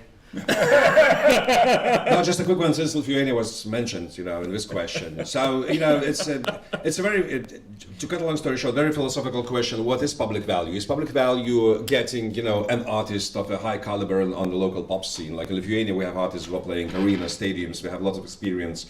And of course, there is, quite a few people would like them to go to Eurovision. But as I mentioned, I guess the only way, and in many countries it's the same, if you want to get there like a really big pop star, I guess they are not going to go, in many cases, they are not going to go to selections and being compared to other people and being judged and, getting points and risk not winning this because they see it as a threat to their careers and their public image. Like Estonia is an example, you know what happened. Noep is probably like the biggest modern pop artist in Estonia, and he lost the national selection. And sadly, Estonia didn't go through. That's another story. So what is public value? Getting like best, the most popular artist in the country to represent the country in Eurovision, hoping this will automatically bring a great result, which is in many cases it's not necessarily what's going to happen. And as I said in Lithuania, it's out of question for a foreseeable future to do it internally because people would just go, we need to have a say. This is public broadcast. This is our money, basically. It's taxpayers' money. We're sending an artist. We need to have a say who goes. So, so internal selection, as I said, out of question. Now, in terms of narrowing the selection to less acts, to 7 or 8 acts, like in some countries. This year we had 6 weeks. There was a time when we had 14 weeks of selection, people singing covers. So there was a period like that as well in Lithuanian Eurovision history. So I would say 6 shows is kind of like, quite optimal. In terms of what you are mentioning about the quality of acts, but some acts you are implying are not up to par, you know, well, you know, I would, it's you know, it's a debate, but I might just say that you would risk that some songs could fall through the cracks, you know, in the floor and wouldn't get into this, like, you know, top 8 or what have you, which, you know, we could have like for one final show. If somebody told me, listening to the demo of Catharsis, who took part in Eurovision, like, you know, when I first heard the demo, but this is going to do really well and this is going to represent the country in Eurovision, I mean, I wouldn't bet my money on that. You know, we have quite a few cases where very little known acts come over and they just bloom on this Eurovision selection stage. Like, you know, and that is another question, and that implies other, you know, things like, for example, with well-known popular acts maybe are getting quite skeptical about taking part in the selection because Sylvester Belt, you know, I assume you are Eurovision, you know, people, you know the history of participation of countries. So, you know, a couple of years back, so, you know, many people thought it's the Roop, they have it in the back, because, you know, they did so well a couple of years back, and now they're coming back, and so, of course. And then Sylvester Belt comes, you know, a guy who nobody had a clue about, I mean, like, and he just wins this. So, you know, what I'm trying to say, in some cases, even in the pre-selection process, for the one final that would be televised, there's every chance that some of those songs wouldn't have even made the shortlist. So, you know, I'm kind of quite enthusiastic about the fact that there are many songs, many singers who are probably, you know, well, maybe they are not that well prepared for the Eurovision stage, but they get to showcase their art, their music, and we have quite a few stories where those artists, you know, get the audience and get the followers, and, you know, and kickstart their career. So, I think showcasing up-and-coming artists is also a public value thing, and public broadcaster does that. Whether it's the context of Eurovision, you know, it's debatable, but, you know, I'm quite happy that we have a long selection, at least because I get to be on telly 6 nights, you know, just being a part of a jury, so that's fun as well, commenting on things. No, I'm joking, but yeah, you know, it is what it is. Thank you so much, Ramunas. I think we could discuss the topic of public value in Eurovision for hours and hours. So thank you very much, Klaus, Ramunas, Bamlak, and Volker, for being with us here this morning. And there's another aspect of public value, that is the happiness that is created by watching Eurovision. That's and key. for that we will see online in the coffee break a presentation of Marie-Therese Stedri, and we meet each other in 10 minutes for the third roundtable, United by Music ? Thank you.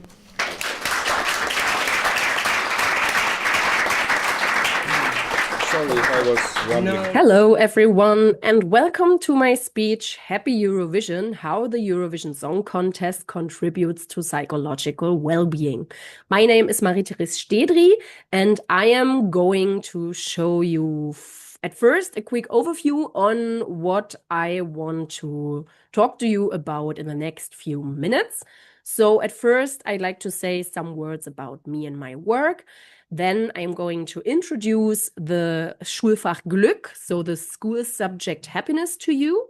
After that, I have the happiness cross framework, which I want to show to you because it's a quite interesting framework to apply on the Eurovision Song Contest. So this will be the next part of my little speech.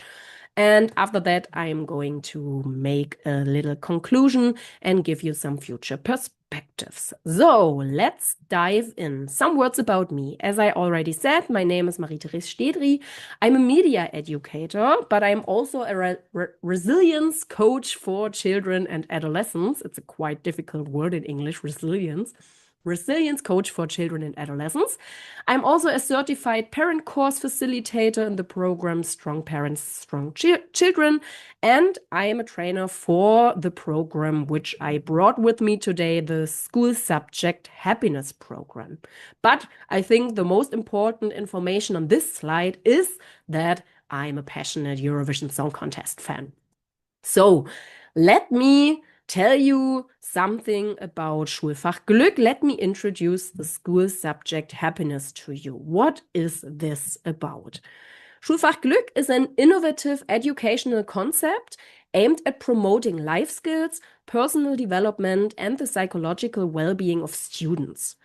And it was introduced in 2027 by Ernst Fritz Schubert in Heidelberg, and it's based on the principles of positive psychology. The goal of Schulfach Glück is to reduce stress and empower students to lead self-determined lives through self-reflection, a strength-based approach, and the development of social competencies. So it's a big program. It's a real interesting qualification, which I did in the last 2 years. And concerning the question on how it is implemented, we can say that Schulfach Glück, so the school subject happiness, is especially implemented in Germany, Austria, and Switzerland. And it's not yet a fixed school subject in every school, in every plan of students, but it's more a kind of elective subject within, or it's implemented within project-based learning formats. For example, project days or something like this. I hope this will change in the future because the school subject happiness should be a fixed part of children's and adolescents' school, daily school experience, but it's not yet there. It's more a kind of project-based learning format.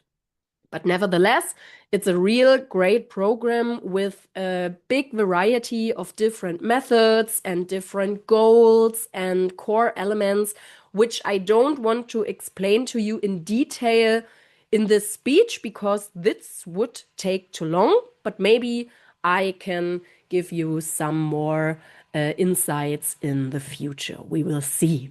So for now, we are going to have a look at one special framework from the school subject happiness, and this special framework is called the Happiness Cross.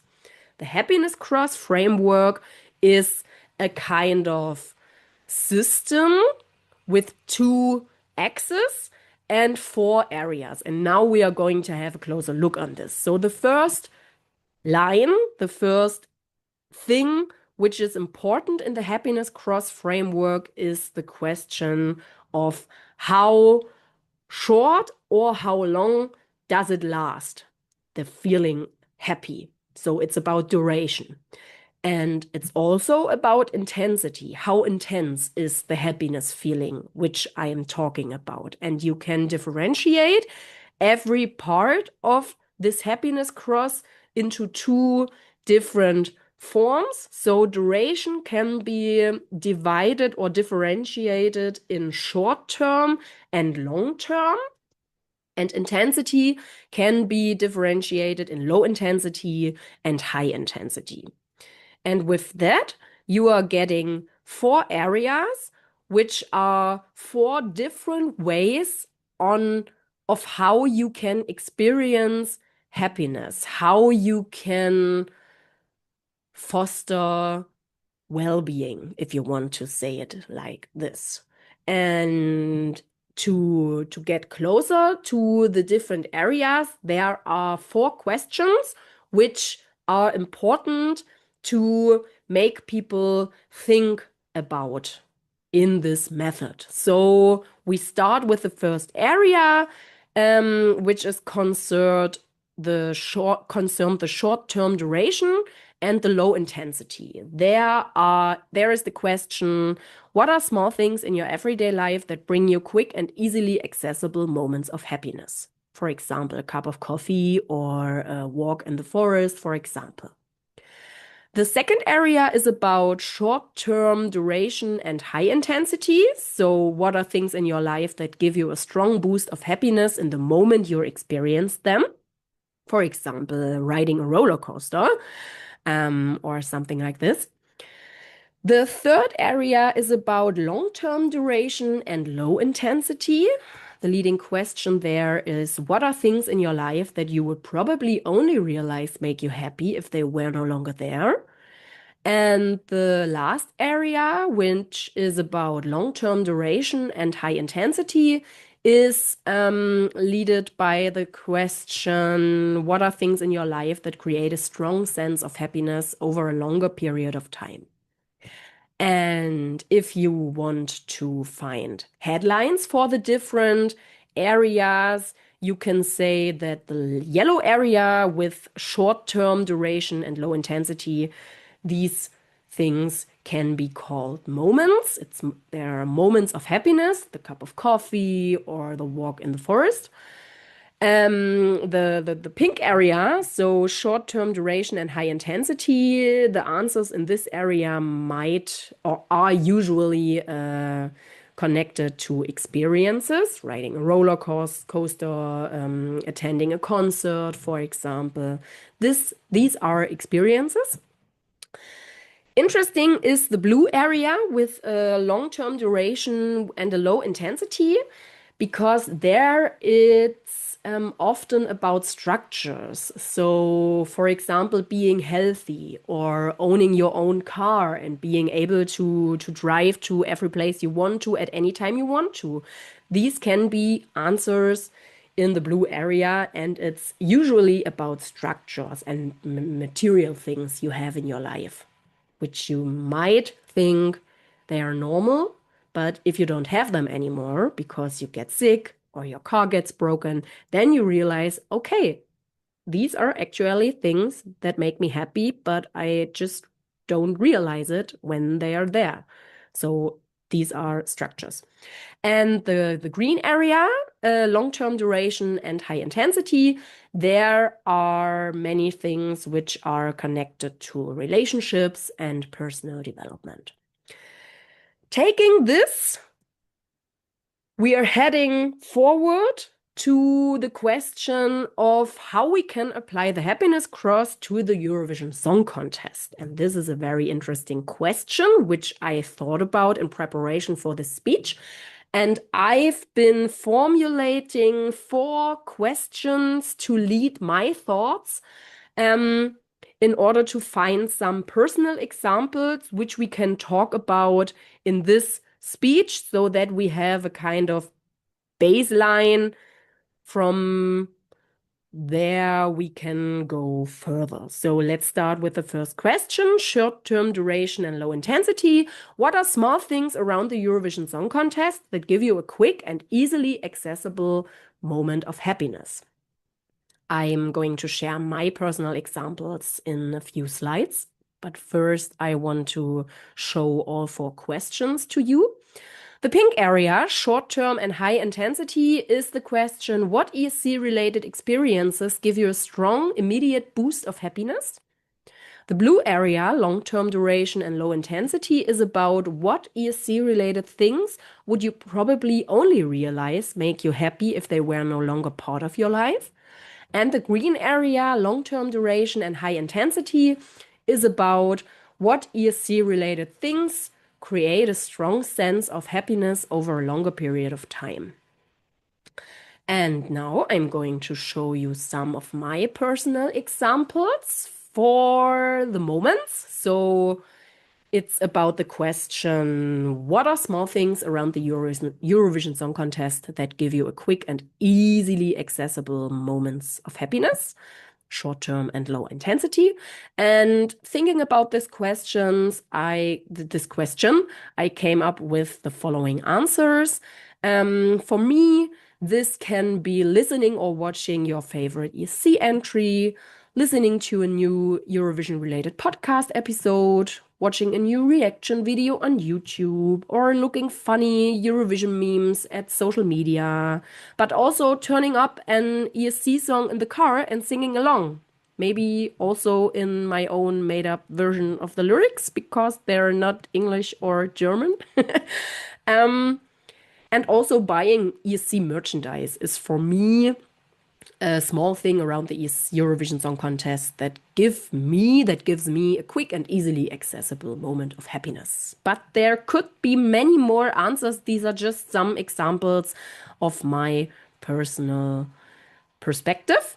So let's let's go ahead to the next area where it is about experiences. So what ESC-related experiences give you a strong, immediate boost of happiness? Short-term, high intensity.